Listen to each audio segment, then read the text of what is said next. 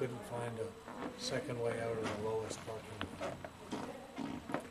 One doesn't want to attract anything that might require major No, code but changes. being that I have been here and being that I'm in the world of litigation all the time, and potentially, if I see something that's wrong, it'll be my, Yeah, you take I mean, I don't have to go to the city and tell them it's wrong, but I would certainly put you on notice that it's a code violation. And since it's an assembly hall, that's really the issue. People who are here for the most part aren't familiar with the space. And so when people have to, and if you never use the parking lot, then it doesn't make much difference, except that some poor fellow or woman who's here repairing one of those parked cars or doing whatever they do, fire alarm goes and you're running towards the wrong direction. Yeah, I mean, that space in the lower level basement's never used by anyone. It's just vehicles that are there for months. But it is part of your required parking. I understand, but I'm just saying that no one uses it, and so typically if someone comes in or leaves, once they're in and that's about it. But that's the way the building was built. When it was first built, it was built, I guess, presumably with the code in effect in those days. Oh, I would think it wouldn't have been allowed if it didn't meet the code at the time. It was built basically as a catering hall, and we use it for all sorts of things. Well, I went to Charles Tupper High School, so I'm sure I was here when I was going to high school. You know. What was I going to say? I have a question. Yes, ma'am. Is there no way of changing requirements that the cities have of us? Since we've been here for 30 years, we have never used those two levels for parking during assemblies. Why are we required to have them? If we have existed here for 30 years. Well, if nobody's ever complained that there's been a parking problem, then you've never been put on account. If a neighbor 2 doors down found that there was, you're having some wild rental party and their lane was full of parked vehicles, and that's really how things come about. Property use inspector really tries to avoid issues that he doesn't have to. The building inspector doesn't want to know anything about things that aren't on his card to go look at. So unless it was by complaint, you'd probably know nothing. The property use inspector must come through here. The health inspector must, because it's a kitchen, must come through here. So again, the question would be, would we have to use it? Not necessarily. Could we make an application? If the push came to shove, could we say they've never been used, we don't want to use them, can we just change it to, I guess, dead storage, if that's the way it's been used for time immemorial. But even if it's a space that I can be in by myself, I have to be able to get out. That's all. So, but I'm not trying to make a big deal. I'm just trying to make sure that there will be other issues. I mean, if we just abandon that space. I mean, to put a stairwell at that end by the laneway in the lower level basements can be very expensive. Because you gotta dig in the ground and it's gonna be very, very expensive to do that. Well, it seems to me you just have to cut a slab and a hole in the first slab, but I'm not gonna tell you it's not expensive. But Alan, you mentioned just a manhole in that door would The suffice. door, Yeah, Yeah, door within a door. but you can have, you don't have to, Oh, it doesn't have to be a separate no, stairwell? like if you look at, A if you door look within at, a door. if there's an overhead door that serves that floor, Yeah. all you do is you buy a new overhead door and it has a man door in it. It's like you'll see it in warehouses. Sorry, I didn't. Yeah, no, okay, I just. No, you're right, I didn't take it quite far enough. As long as I can get out safely. You'll see it in automotive shops all the time, Right. because they have 3 or 5 overhead doors and one of them will have a man door. And you're talking about real low occupancy. That's the way to go. But that's a very easy fix, and you need a door anyway one day. So I think for you to use my service, my recommendation would be that I come back and I go through with one of my guys. Well, first off, the drawings we have are these very elemental drawings from 1970, which came from the microfiche files. I think they're probably even earlier than that. But this, I don't know if you've all seen them, but this is basically the drawings we have. That's from City Hall. That's correct. Yeah, And that's out of their microfiche files. And the dates on these, my eyes aren't as good as they used to be, but not very good at all. But it was quite a while ago. So 1979. 77. 77. So what we would do to get you a proper set of drawings and be able to write you a report would be we would take this information, put in a CAD format, like in computer format, So you have current and up-to-date drawings of the building as it is. And we would then highlight the issues that were code for you, not necessarily for anybody else. Showing on the lower floor the parking lot and the areas that are used by the kitchen, the downstairs kitchen, so we knew where it was.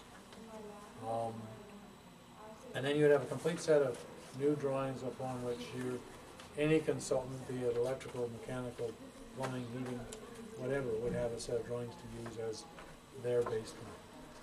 My guess is that there might be $2,000 worth of time based on, it would depend who I use in my office. The fellow down the hall is working with me a fair bit. He's an architect. He's more expensive, but he's faster than the young guy who's cheaper and slower. So I guess what we do is we could just look to it and tell you what we think it would cost to do it. But that would give you a complete new set of drawings. We've been trying to work from these. We could then note, our next phase would be to note all the code compliant aspects or non-compliant aspects. We would then use any of these base drawings would then be used for descriptions of what this might be, to send to somebody, to get a contractor in to tell you what it might cost to put in this upper wall, for instance. Even for simple things as estimating painting costs. I mean, they will see how high the wall is and how long it is, and they can do all their calculations for square footage. And then everybody's working from the same documentation. Might this involve engineers as well, or not? I don't think so, not at this time. I don't see a need for an engineer. I mean, you have an air-conditioned space. Do you have a maintenance on that too? For the air conditioning? Yeah, we've got Lothar, he's the guy who installed the 2 units. He's a contractor or a member? No, he's a contractor, he's, his last name. John, I used to know a mechanical guy named Lothar too, it's a long time ago. The same guy. It's been around for a while. But as long as you've had somebody who's looked at it, you know it's in good operating order. Yeah, I mean, I think they're about 10 years old each of them, something like that.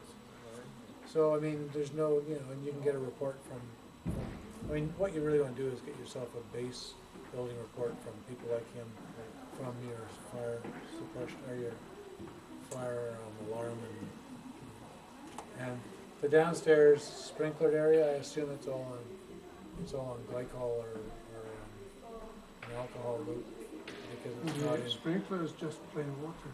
Yeah, it shouldn't be, because if they freeze, they'd all burst.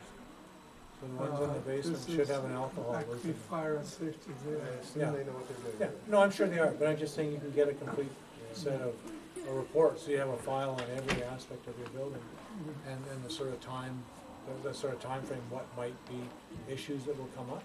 Because because you have to obviously set your budgets and know where that, it's like having a contingency fund or owning a condominium where the roof might be a problem or the drainage might be a problem. As I say, I think your building's in pretty sound condition. It's more just a little bit tired more than anything. What would be the next stage from here? You are Well, currently... as soon as I get the file from City Hall and comment on any of the problems within the building, or any reports that have been filed, and the premises to be occupied by the kitchen. Because it should say that they're occupying the main floor and the lower floor. The other aspect would be to do the CAD drawings, to give you just a base, and we can give you an upset price, and if we take more time, we'll just won't go beyond that. If we save you money, we'll just give you the money, we just work on a time basis. I mean, I can save you money by getting one of my young guys to moonlight it and do it on his own time rather than my hours. I mean, I'm not here to try and get rich by doing as-built drawings. I'm happy to make it whatever I can. I realize as a non-profit society, you're not just rolling in dough. So I'll do everything I can to make it amenable. But I think it's something you need. I think for you as a group, it wouldn't be any different as telling the richest clients in town. It's you need a base, and right now you don't really have much base information. That's really the key to it. And if you had a report from well, for instance, you've looked at all the lighting, the guy who does your mechanical, the guy who does the fire alarm, and they just wrote a 2-page report. You have a file on the current condition of the building. I mean, this room is heated by electric waste or boosted by electric Yeah, waste. it is, yeah. Do you need new windows? Well, We've got, Yeah, I mean, so I mean, and it's easy to price out the parts. And I think you would have a sort of 5-year master plan as to what should be done first, and just work your way towards it. But I think for me, the most important part truly is what's permitted downstairs, because if they're putting you into your question earlier, I don't know where the question came from, the litigation perspective, or your insurance perspective of how much space can they be occupying, and are they doing things that aren't approved? I mean, I don't know the terms of the lease, but one can only assume the terms say something about in conformance with building and health bylaws, I would, so. Yeah, I mean, well, our insurance agent knows what they're using for and all, so that hasn't been an issue from their point of view, so. Yeah, I've just raised these things because it's sort of how my mind goes. And the same for the health inspector, they come, like you say, on a regular basis, and they haven't had any issues with the catering either. So if that's not an issue, then the next issue is if you wanna use the room downstairs. The I mean, waste that's, is separating that yeah. room properly away. It's not really a room, it's just a space that's been, the basement used to be one big area. Mhm. That plastic curtain there is just, so the kitchen knows this area here, on this side here, But, after but they, as soon as you're using that space, you have yeah, two separate uses. right now there's no use by Subud Vancouver of that space, It's all it's just empty. But then you have to do some work. Yeah, you build a stud wall, Yeah. either steel stud or wood wall. I mean, you know, it might be $1,500 worth of work to separate the spaces one from the other. You have to heat the space. That'd be a separate issue, that's the decision that has to be made, yeah. Yeah, I think. But I think we really do need to have to find out whether that kitchen is legal or not, whether it's been approved by the city or not.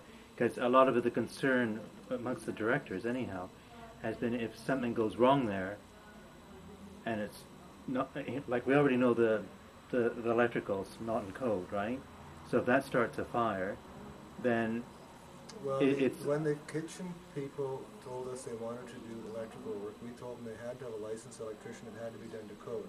We assumed that the person they had did it to code. It turns out, from what Brian's saying, that didn't happen. So now we're going back to them and asking them to upgrade it all to code. So that's what we're having to deal with now. but just that space being used as a kitchen, I think we need to determine whether that's okay or not okay. Or a prep kitchen, not so much a kitchen, but a prep kitchen, there's a difference in it. Yeah, it's Well, not a kitchen. if, I mean, again, I can only, Prep space, I can only state that when the health guy's here and he can see it, I mean, typically everything's supposed to be smooth and washable. Well, the floor basically is a concrete floor. It doesn't have a coat of paint, doesn't have, oh, yeah. We didn't touch on washrooms, did we, but that's... No, okay, so the washrooms, that's another subject here. Handicap washroom, I believe, didn't quite comply with the handicap bylaw that currently exists. I think you should change, just if you are upgrading, to make it so people don't have to actually activate the hand flush. If you activate your urinals in the men's with a walk-away flush, so at least the water's continually going and you're not worrying about odors and maintenance, things like that. I mean, those are upgrades. They're not mandatory in any way, shape, or form. They're all voluntary. The only part would be, I do believe that the disabled stall in the women's doesn't have any grab bars, and the sinks are too high for the disabled to use. But if you're not changing anything about them, you have a permit to occupy, you don't have to do it. It's just something you need to do for your own group, or rental group. I see what you're saying about the noise. So, as I say, there would be the things that nothing's mandatory because you're not changing anything. The city will not force you to do anything at the present time because the building's in its present use, it's being used as it can be. The only thing, if the properties came, I'm not sure about the kitchen, that's my only concern. But everything else is compliant. It's just, if it were life-safe, or more life-safe, and you were going to be spending your money to upgrade it, I would say first to put in anything that is life-safe issue. Thank you very much for this. Thank you. There you Yeah. go. Yeah, I'm sorry, you know, it's, again, I was only from our first walkthrough with Roby and his wife, and, you know, I do think you have a very sound building. I can't see anything, you know, there's nothing that stands out, for sure. And when I look at exits, and they are where they are, and they meet the requirements, one of the things is sort of standards of maintenance, and it's making sure that your kitchen guys don't leave junk piled in the stairs. That's always clear. Yeah, Always free. they're pretty good on Yeah, that. any corridor that leads to an exit wants to be free and clear. I mean, those are just things that, when Yeah. the fire marshal comes in, it's the first thing he looks at. Any door that, I mean, the one thing I noticed for sure is all your doors are actually closed, which is mostly they have that little wedge that everybody has, every fire door, which means the door never shuts, so it doesn't act as a fire door. So, I mean, I think your building's in fairly good shape. Yeah, we did find some junk on the bottom of this Yeah. stairs here, didn't we? And that the door to the top level parking wasn't closing It didn't properly close from properly. I these. mean, any door that's in a fire door should close and latch, so it doesn't, because the biggest issue in any building is the fact that it doesn't have, the smoke contaminates the stairs. They're not so worried about fire. You do have a fire alarm, so should there be a fire, somebody's gonna ring it, you're gonna get early enough warning to get out. You're virtually exiting at grade, except for this stair, but it's still a low occupant load, so I think that all of those major issues aren't issues at all. But I think if you were to make a first step, I would encourage you, not for my benefit, but for yours, to just have a proper set of drawings upon which you can base all your Okay. changes. Thank So you. is that a bit of an introduction? Introduction. I mean, it's better, thanks, I don't have to applaud. You don't have to applaud for me. I think, it's just thinking out loud how you can make it better. And you all know the downsides. It's a little bit dreary, it's a little bit this, it's a little bit that. I think the fact that you're talking to a electrical subtrade and supplier to go to PowerSmart, take every opportunity you can of every grant that's available, because that's the way these days to make, and you can always add later on. You know, if you just did this firstly, even just to get to the base, you Thank can you. always put lot lights in at another time. Great. Thank Thanks, you. Alan. Pleasure. You're very much anxious. Appreciate it. Pleasure. Yeah, thank you. Oh, my pleasure. Thank you very much. Pleasure to meet you. Oh, there we